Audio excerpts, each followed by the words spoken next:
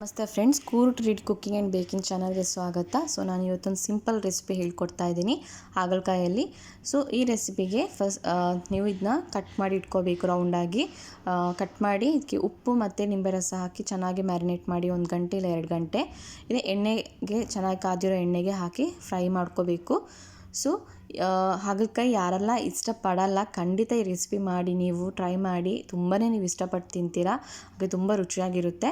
So ನಾನಿಲ್ಲಿ ಒಗ್ಗರಣೆಗೆ ಕರಿ leaves, ಈರುಳ್ಳಿ, ಒಣಮೆಣಸು, ಸ್ವಲ್ಪ ಜೀರಿಗೆ, ಸಾಸಿವೆ ಮತ್ತು ಇಂಗು ಇಷ್ಟು ಒಗ್ಗರಣೆಗೆ ಬೇಕು. ಇದು ನೋಡ್ತಾ ಇದ್ದಾರೆ ನೀವು ಎಷ್ಟು ಫ್ರೈ ಆಗಿದೆ ಅಂತ. ಕ್ರಿಸ್ಪಿ ಬರಲಿ, ತುಂಬ ಅಲ್ಲ, ಸೊ ನಾರ್ಮಲ್ ಕ್ರಿಸ್ಪಿ ಇರಲಿ. ಸೊ ಚೆನ್ನಾಗಿ ಬಾಯ್ಲ್ ಆಗಿದೆ ಇದು.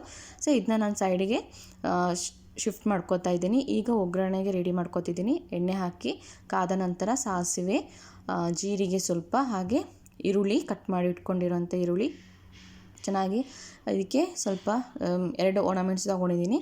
ಸೊ ಇದನ್ನು ಚೆನ್ನಾಗಿ ಮಿಕ್ಸ್ ಮಾಡ್ಕೊಳ್ಳಿ. ಹಾಗೆ ಇದಕ್ಕೆ ಸ್ವಲ್ಪ ಕರಿ ಲೀವ್ಸ್, ಸ್ವಲ್ಪ ಇಂಗು ಕೂಡ ಹಾಕ್ಕೊಳ್ಳಿ. ಸೊ ಯಾರೆಲ್ಲ ನನ್ನ ಚಾನಲ್ ಸಬ್ಸ್ಕ್ರೈಬ್ ಮಾಡಿಲ್ಲ ದಯವಿಟ್ಟು ಸಬ್ಸ್ಕ್ರೈಬ್ ಮಾಡ್ಕೊಳ್ಳಿ. ಬೆಲ್ ಐಕಾನ್ನ ಕ್ಲಿಕ್ ಮಾಡಿ, ನಿಮಗೆ ನೋಟಿಫಿಕೇಷನ್ಸ್ ಬರುತ್ತೆ. ಸೊ ನೀವು ವಿಡಿಯೋ ವಾಚ್ ಮಾಡ್ಕೋಬೋದು. ಹಾಗೆ ನನ್ನ ಚಾನಲ್ ಆದಷ್ಟು ಶೇರ್ ಮಾಡಿ ನಿಮ್ಮ ಫ್ರೆಂಡ್ಸ್ ಫ್ಯಾಮಿಲಿ ಒಟ್ಟಿಗೆ. ಸ್ವಲ್ಪ ಉಪ್ಪು ಕೂಡ ಹಾಕಿದ್ದೀನಿ. ಈಗ ಚೆನ್ನಾಗಿ ಮಿಕ್ಸ್ ಆದಮೇಲೆ ಸ್ಟವ್ನ ಆಫ್ ಮಾಡಿಬಿಟ್ಟು ಮೊಸರು ಹಾಕ್ಕೋಬೇಕು. ಈಗ 2 ದೊಡ್ಡ ಸ್ಪೂನಲ್ಲಿ ನಾನು 2 ಸ್ಪೂನ್ ಹಾಕ್ಕೊಂಡಿದ್ದೀನಿ ಮೊಸರು. ಈಗ ಚೆನ್ನಾಗಿ ಮಿಕ್ಸ್ ಮಾಡ್ಕೊಳ್ಳಿ. ಗಮನದಲ್ಲಿಡಿ, ಮೊಸರು ಹಾಕೋಕ್ಕಿಂತ ಮುಂಚೆ ಸ್ಟವ್ನ ಆಫ್ ಮಾಡಿಬಿಡಬೇಕು. ಈಗ ಫ್ರೈ ಮಾಡಿಟ್ಟಿರುವಂಥ ಹಾಗಲಕಾಯಿನ ಕೂಡ ಹಾಕಿ ಮಿಕ್ಸ್ ಮಾಡ್ತಾಯಿದ್ದೀನಿ.